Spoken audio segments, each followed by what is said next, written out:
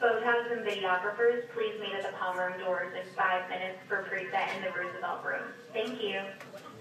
So this is a briefing that we speak to.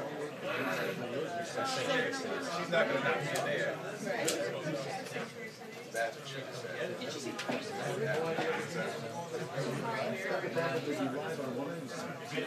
Yeah, that was taken. We're going to try it.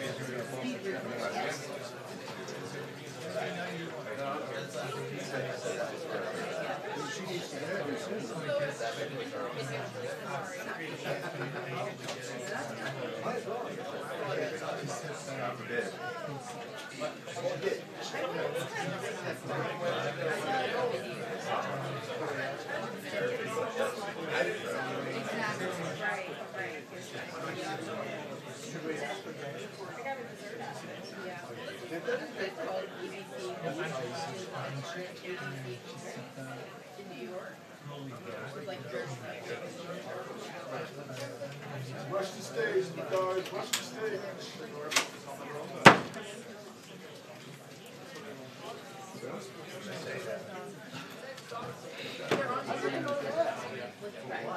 They normally let video. What do they say? 5 minutes. Yeah, guys, they said palm room doors. They said palm room doors. Palm room doors. Palm room This doors. is briefing room doors. That's the other one. The other Opposite.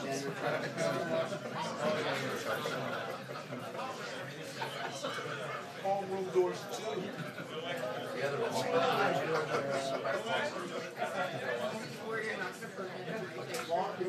Maybe help me one.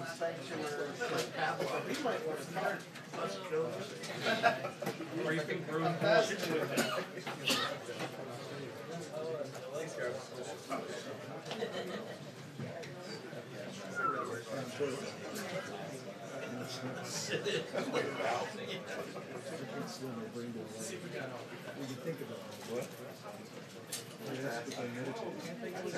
I'd rather be asked to be told no than try to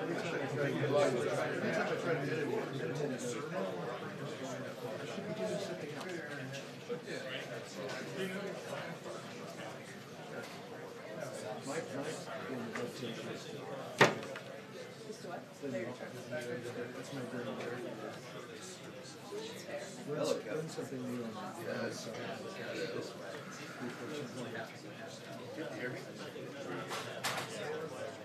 Yes, I hear you. I hear you. You got to walk out.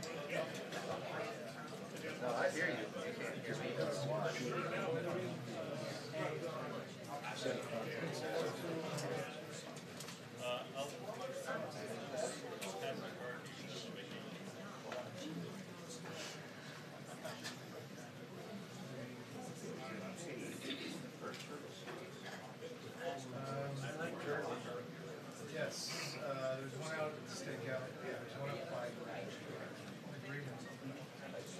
Chocolate coat? Chocolate turtle? Chocolate turtle? Yeah.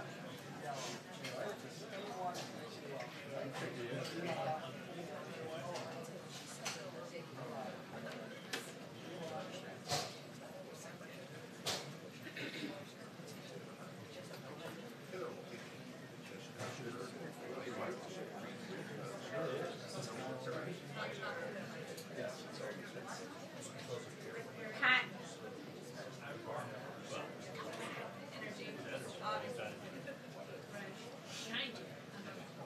Tell Pat French I'm trying to call him. Pat French. Line one.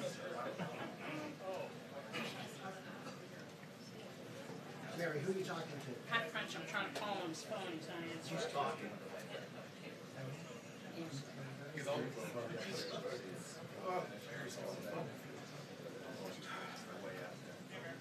So what did they patch? I already had B1 on router 35.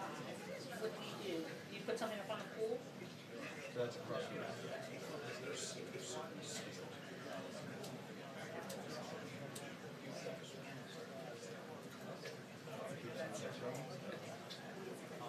So he's going to call you.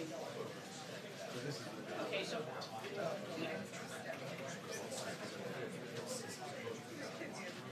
Oh, he does? Okay. So he took away the statement. All right, we'll look at it. Can you see it? He is. Okay. In the core. Okay. So he's probably going to have you. All right. He's probably going to have one of those go forward. Okay? But I'm going to be busy here, so. Yeah, exactly. All right, good luck. But we also have another, you might need you to go to A, maybe not. So one line in the was patched to B and one line is patched to A. So he's thinking it didn't need to be. All right, hold on.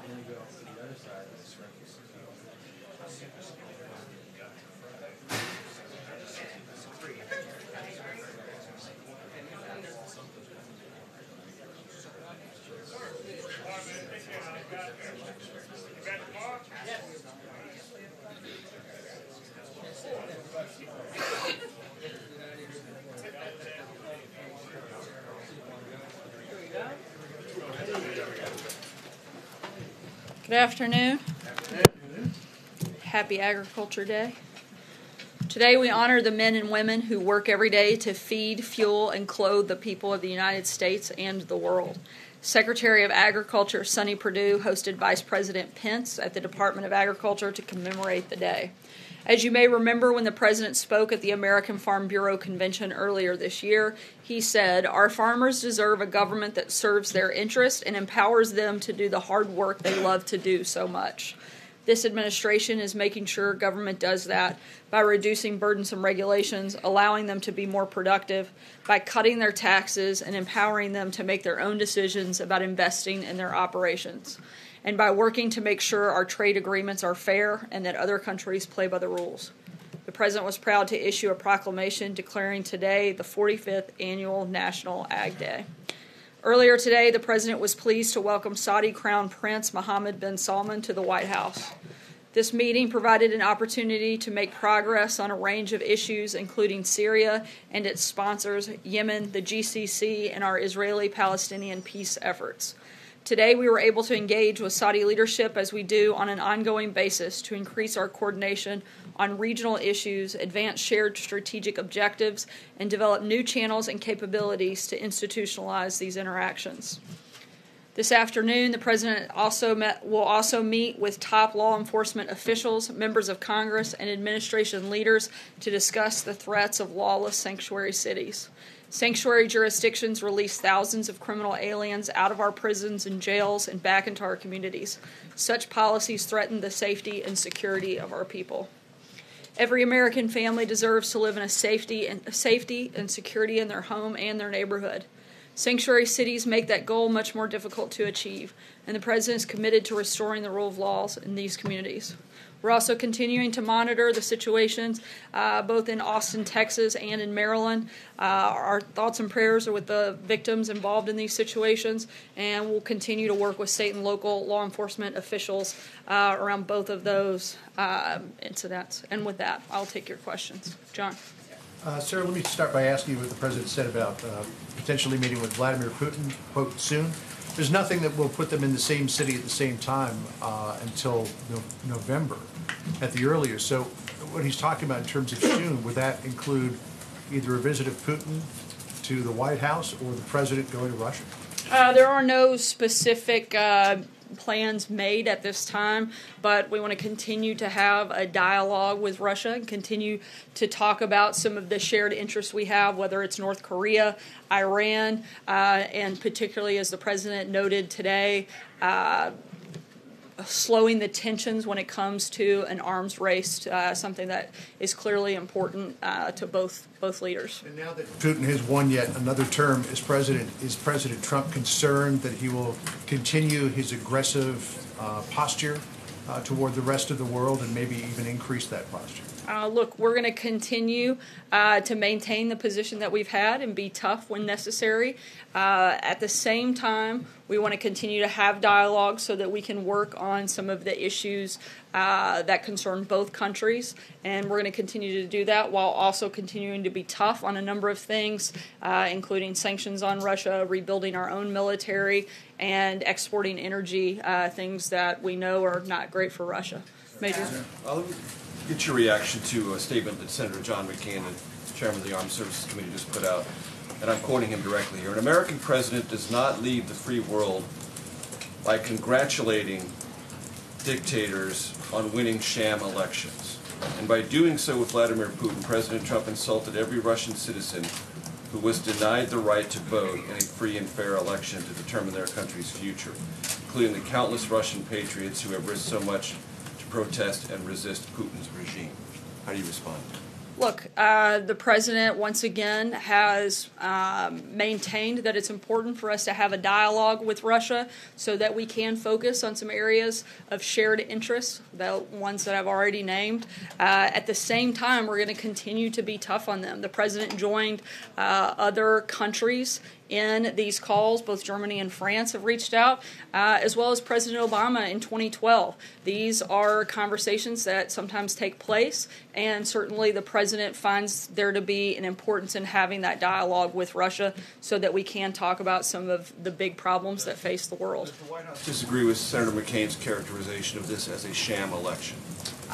We disagree with the fact that we shouldn't have conversations with Russia. There are important topics that we should be able to discuss, and that is why the President's going to continue to have that dialogue. At the same time, we've been very clear in the actions that we've taken that we're going to be tough on Russia, particularly when it comes to areas that we feel where they've stepped out of place. We've placed tough sanctions on Russia and a number of other things where we have shown exactly what our position is. You brought up in context of John's question about timing, since you mentioned North Korea and Iran, is it the President's intention to meet with Vladimir Putin before he sees Kim Jong-un or makes a decision on the Iran nuclear deal? Again, we don't have any specific plans laid out at this time. Sarah, neither the White House readout of that phone call with Putin nor the Kremlin's readout says anything about election meddling. Did the President not raise the issue of Russian election meddling in that phone call? I don't believe it came up on this specific call, but it is something that we've spoken extensively about and continue to look at ways and steps forward to make sure it never happens again. And on the President's new attorney, Joe DeGeneva, he says that there is this brazen plot by the FBI and the DOJ to frame the President. Does the White House share that view? Is there a plot to frame President Trump?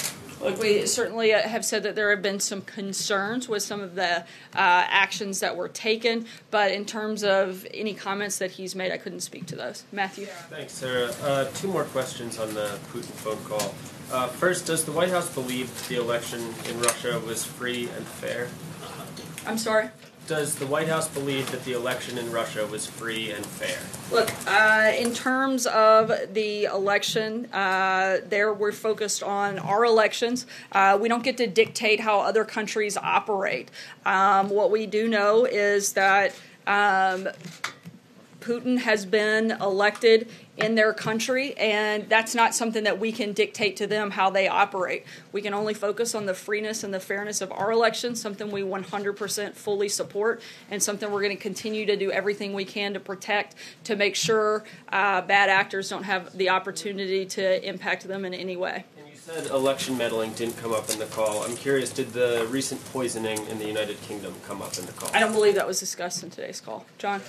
Thanks a lot, Sarah. Over the weekend on one of the Sunday morning shows, Trey Gowdy, Republican of South Carolina, said when responding to the various tweets that the president had put out over the weekend regarding special counsel Robert Mueller, he said, when you're innocent, act like it. What is your response to what Trey Gowdy said over the weekend?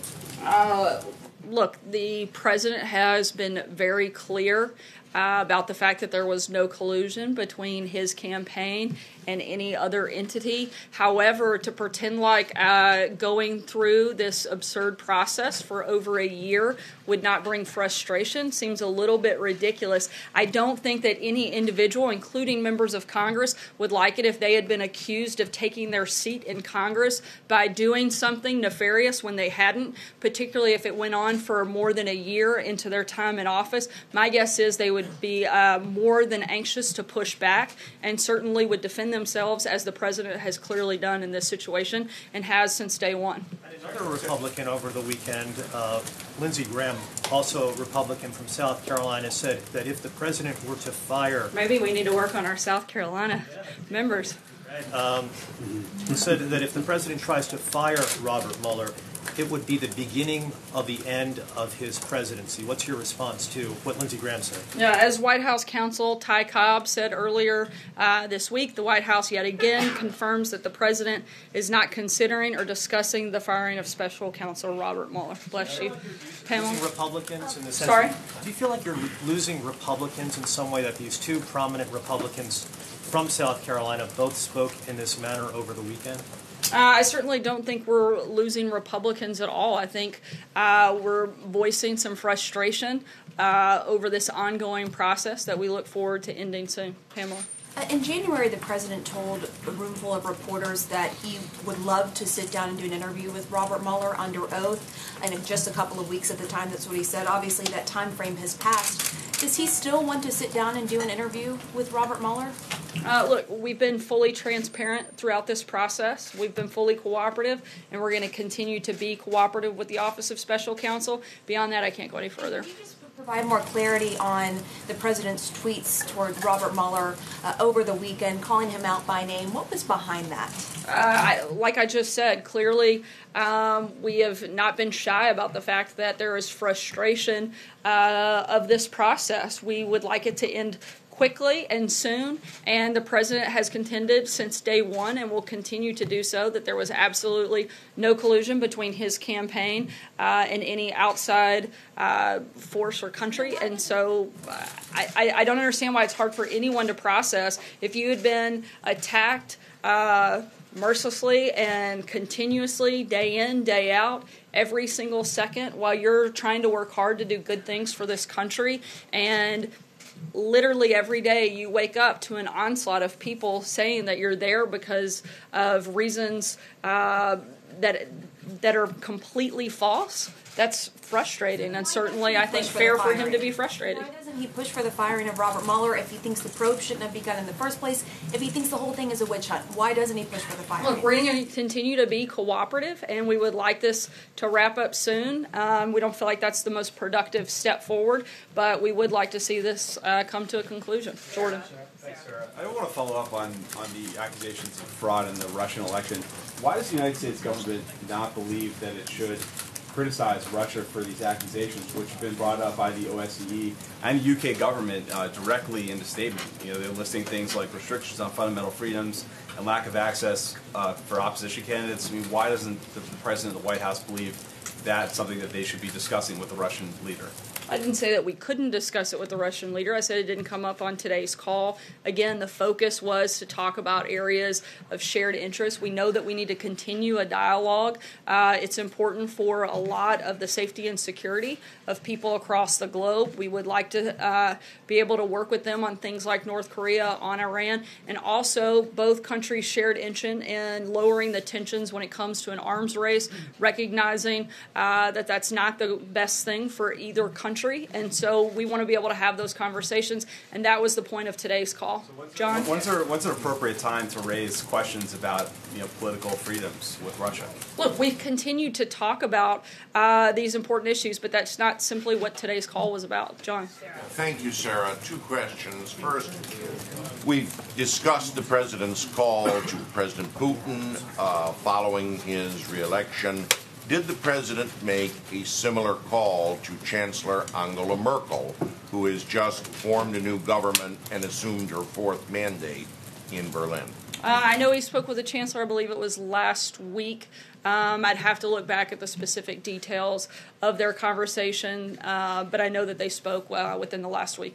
The other thing is that Congressman Ryan Costello of Pennsylvania is expected, if not today, sometime in the coming weeks, to announce he's not running for re-election, making him the 38th Republican House member to announce retirement, resignation, or pursuit of another office, a post-World War II high in the exodus of Republican House members.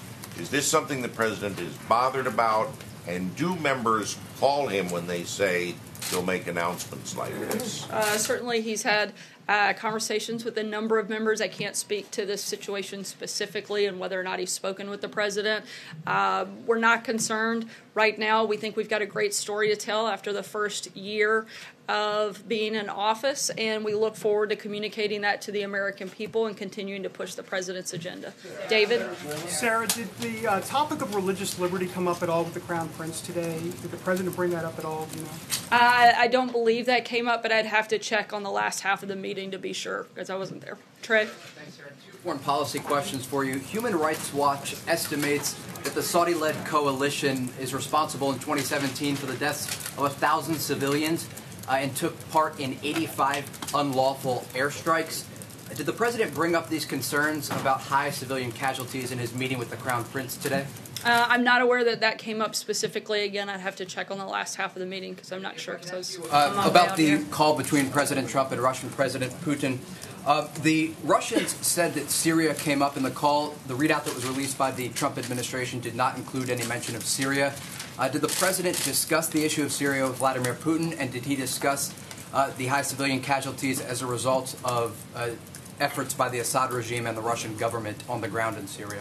It briefly came up, and as you know, we've had a number of public statements on our position there, and that certainly has not changed. Yesterday, the Canadian Prime Minister noticed the signs of the pace of NAFTA talks is accelerating, and he said that the President Trump, is enthusiastic about getting a deal. Is the President that enthusiastic? The President's always enthusiastic about making a good deal, but that would be the key caveat to any conversation is making sure that whatever deal he makes is good for Americans and American workers, and so anything we do, that would have to be part of that conversation. There seems to be a end of April deadline. After that, the entire political process is going to get over the negotiations on NAFTA. Anything possible be that quick within 6 weeks? I don't have any specific announcement at this time, but we're continuing to have those negotiations and continuing to have those conversations being led primarily by Ambassador Lighthizer and working with the President. Take one last question for the President's event. Jonathan? Thank you, Sarah. The President frequently speaks about the need to improve the nation's crumbling infrastructure. Can you explain his opposition to the Gateway Project, which is a rail tunnel between New Jersey and his home state of New York that has the support of many Republicans and also, according to one study, is key to 20% of the nation's gross national product? The president specifically wants to address infrastructure on a broader scale, not put all our emphasis into one project. We certainly want to see the infrastructure across this country rebuilt, which is why we put forward priorities when it comes to that in a plan moving forward, and we look forward to working with Congress to make some real progress on that in the coming days. Thanks so much, and the president's got an event here in just a few minutes. Thanks, guys.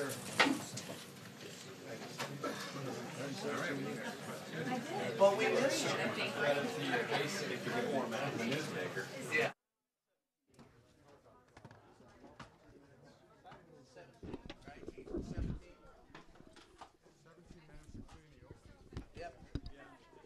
Hi.